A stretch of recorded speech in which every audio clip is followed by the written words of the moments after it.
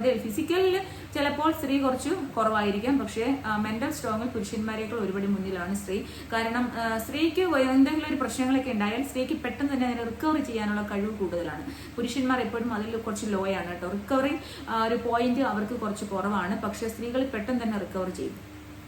Okay, അപ്പൊ ഞാനിപ്പോ ഇന്ന് സ്ത്രീകൾക്ക് വേണ്ടിയിട്ട് വാദിക്കാനൊന്നും വന്നില്ല, പുരുഷന്മാരെ ഒഴിവാക്കാനും വന്നില്ല. പുരുഷന്മാരെക്കാൾ സ്ട്രോങ് ആണെന്ന് പറയുന്നത് അത് എന്റെ അനുഭവത്തിൽ നിന്ന് ഞാൻ പറയുന്നതാണ് കേട്ടോ.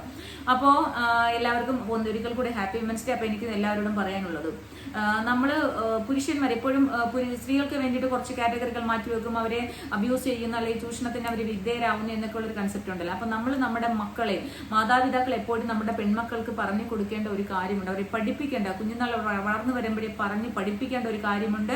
അവർക്ക് ഇഷ്ടമില്ലാത്ത പെരുമാറ്റം ഒരാളിൽ നിന്നുണ്ടായാൽ, അവർക്ക് ഇഷ്ടമില്ലാത്ത ബിഹേവിയർ വേറൊരാളിൽ നിന്ന് അവർക്ക് ഏൽക്കേണ്ട വരുന്ന ഒരു സാഹചര്യത്തിൽ ആ സ്പോട്ടിൽ തന്നെ, ആ സെക്കൻഡിൽ തന്നെ നോ എന്ന് പറയാൻ നമ്മുടെ പെൺകുഞ്ഞുങ്ങളെ നമ്മൾ പഠിപ്പിക്കും. പെൺകുഞ്ഞുങ്ങളെയും ആൺകുഞ്ഞുങ്ങളെയും നമ്മൾ പഠിപ്പിക്കണം. ഇന്ന് വിമൻസ് ഡേ ആയതുകൊണ്ടാണ് ഞാൻ പെൺകുഞ്ഞുങ്ങളുടെ കാര്യം എടുത്തു പറയുന്നത്. നമ്മുടെ കുഞ്ഞുങ്ങളെ നമ്മൾ പഠിപ്പിക്കണം. നോ പറയേണ്ടടുത്ത് നമ്മൾ നോ തന്നെ പറയണം. നമുക്ക് ഇഷ്ടപ്പെടാത്ത ഒരു പെരുമാറ്റമോ, നമ്മൾ ഇഷ്ടപ്പെടാത്ത ഒരു ടച്ചിങ്ങോ, നമ്മുടെ ഇഷ്ടപ്പെടാത്ത എന്ത് കാര്യമോ നമ്മൾ കണ്ടു കഴിഞ്ഞാൽ, നമ്മളുടെ അടുത്തേക്ക് വന്നാൽ അല്ലെങ്കിൽ നമ്മൾക്ക് നേരിടേണ്ടി വന്നാൽ അവരെ നോ എന്ന് പറയാൻ, അത് പാടില്ല, ചെയ്യരുത് എന്ന് പറയാൻ നമ്മുടെ കുഞ്ഞുങ്ങൾക്ക് ഒരു എബിലിറ്റി ഉണ്ടാക്കി കൊടുക്കണം എല്ലാ മാതാപിതാക്കളും. ഇതാണ് എനിക്ക് വിമൻസ് ഡേയിൽ പറഞ്ഞു തരാനുള്ളത്. കാരണം ഒരുപാട് കുറ്റകൃത്യങ്ങൾ ഇന്ന് നടക്കുന്നുണ്ട്. അതുപോലെ തന്നെ നമ്മുടെ പെൺകുട്ടികളായാലും നമ്മുടെ പെൺകുഞ്ഞുങ്ങളെ ആയാലും നിങ്ങൾ ഒരു ഫ്രണ്ട്ലി, ഒരു ഭയങ്കരമായിട്ട് അവരെ അടിച്ചമർത്തിയോ ഭയങ്കരമായിട്ട് പാമ്പർ ചെയ്ത് വളർത്തേണ്ട കാര്യമില്ല.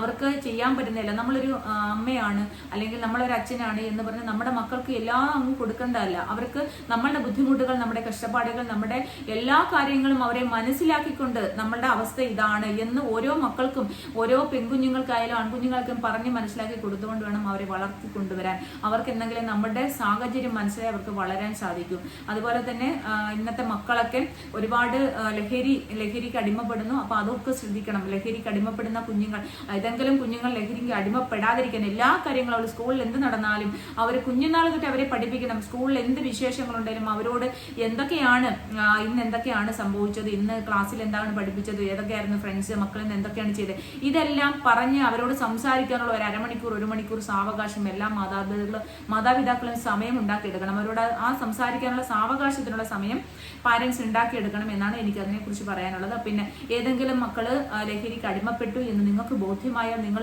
പടപടാന്ന് ബഹളമൊന്നും വെക്കാൻ പാടില്ല. കാരണം അവരെ പെട്ടെന്ന് ദേഷ്യപ്പെടാനോ, അവരെ കുറ്റപ്പെടുത്താനോ, അവരെ അടിക്കാനോ ഉപദ്രവിക്കാനോ ഒന്നും നിൽക്കാതെ അവരെ പറഞ്ഞ് മനസ്സിലാക്കാൻ ശ്രമിച്ച് പറ്റുന്നില്ലെങ്കിൽ ഏതെങ്കിലും രീതിയിൽ അവരെ ഏതെങ്കിലും ഒരു സൈക്കോളജിസ്റ്റിനെ, കൗൺസിലിങ്ങിന് വിധേയമാക്കിയിട്ട് അവരെ കൊണ്ട് അവരുടെ കാര്യങ്ങൾ എങ്ങനെയാണ് ഇതൊക്കെ കിട്ടുന്ന ലഹരി